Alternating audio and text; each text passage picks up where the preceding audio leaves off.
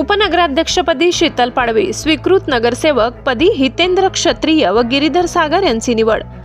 तळोदा नगरपालिकेत उपनगराध्यक्ष व स्वीकृत नगरसेवक पदांच्या निवडीमुळे राजकीय घडामोडींना वेग आलाय। उपनगराध्यक्षपदी राष्ट्रवादी काँग्रेसच्या शीतल पाडवी यांची एकमताने निवड झाली असून स्वीकृत नगरसेवकपदी शिवसेनेचे शिंदे गट हितेंद्र क्षत्रिय व राष्ट्रवादी काँग्रेसचे गिरीधर एकनाथ सागर यांची निवड करण्यात आली आहे।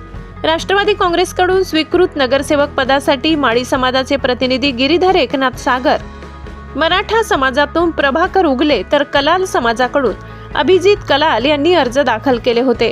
या तिघांपैकी पक्षाच्या गटप्रमुखांनी माळी समाजाचे प्रतिनिधी असलेल्या गिरीधर सागर यांच्या अर्जावर मोहर लावल्याने त्यांची स्वीकृत नगरसेवकपदी निवड निश्चित झाली। शिवसेनेकडून स्वीकृत नगरसेवक पदासाठी केवळ एकमेव अर्ज हितेंद्र क्षत्रिय यांचाच दाखल झाल्याने त्यांची बिनविरोध निवड करण्यात आली। नगराध्यक्ष पदाची निवडणूक लढवून पक्षासाठी संघर्ष करणाऱ्या हितेंद्र क्षत्रिय यांनाच न्याय मिळावा अशी ठाम भूमिका शिवसैनिकांनी घेतली होती। अखेर त्यांच्या निवडीमुळे शिवसेना कार्यकर्त्यांमध्ये समाधानाचे वातावरण निर्माण झाले आहे। दरम्यान शिवसेना भाजप युतीनंतर उपनगराध्यक्ष पदासाठी शिवसेनेकडून मोनिका सुरजमाडी, कपिल कर्णकार यांनी अर्ज दाखल केले होते। मात्र ऐनवेळी कपिल कर्णकार यांनी माघार घेतली। राष्ट्रवादीकडून एकमेव अर्ज दाखल झालेल्या शीतल पाडवी यांची एकमताने उपनगराध्यक्षपदी निवड झाली।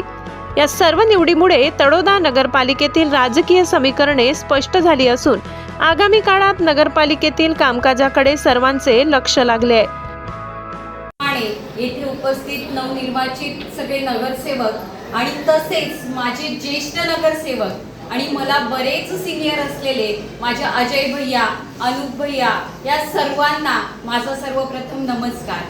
तसंच आज जे काही मी इथं उभे आहे का आमचे पक्षनेते आणि सर्व तळोदा शहरवासियांचे लाडके हृदय सम्राट योगेश भाऊ चौधरी, त्याचप्रमाणे आमच्या अध्यक्षताई म्हणजेच आमच्या ताई साहेब ज्यांच्या नेतृत्वाखाली आज आम्ही सर्व एकत्र आलोय, अशा तळोद्याच्या नगरपालिकेत अगदी लोकनियुक्त म्हणून अगदी घवघवीत यशाने यश संपादन केलेल्या भाग्यश्री ताई साहेब चौधरी, त्याचप्रमाणे राष्ट्रवादी काँग्रेस पक्षाचे जिल्हा अध्यक्ष डॉक्टर अभिजित दादासाहेब गोरे, तसेच यशवंत दादा पक्षप्रमुख आणि त्याचप्रमाणे पक्षप्रमुख रतन दादा, तसंच सर्वात अजून एक नाव म्हणजे मला सांगायचं की राष्ट्रवादी काँग्रेस पक्षाचे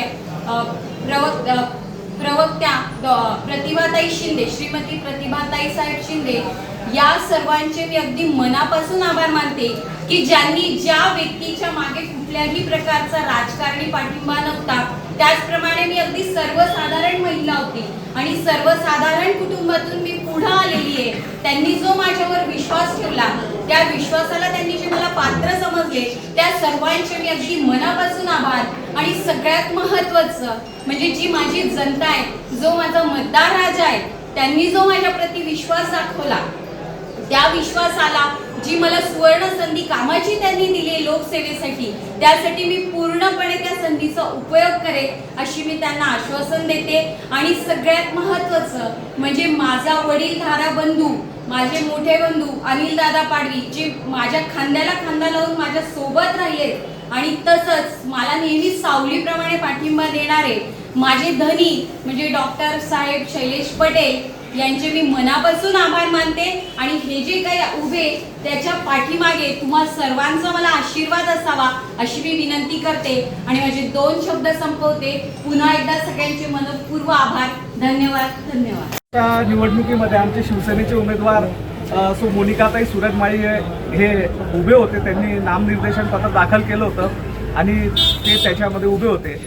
या निवडणुकीमध्ये आम्हाला शिवसेनेच्या सर्व नगरसेवकांनी, त्याचबरोबर भारतीय जनता पार्टीच्या सर्व नगरसेवकांनी आम्हाला जो सहकार्य केलेलं आहे, यासाठी मी शिवसेना पक्षाच्या वतीने भारतीय जनता पार्टीचे आमदार माननीय राजेशदादा पाडवी, भारतीय जनता पार्टीचे गटनेते माननीय अजय भैया परदेशी, बप्पू नाना आणि रत्ना वहिनी आणि जयश्रीताई यांचं मनापासून आभार मानतो। जय हिंद, जय महाराष्ट्र।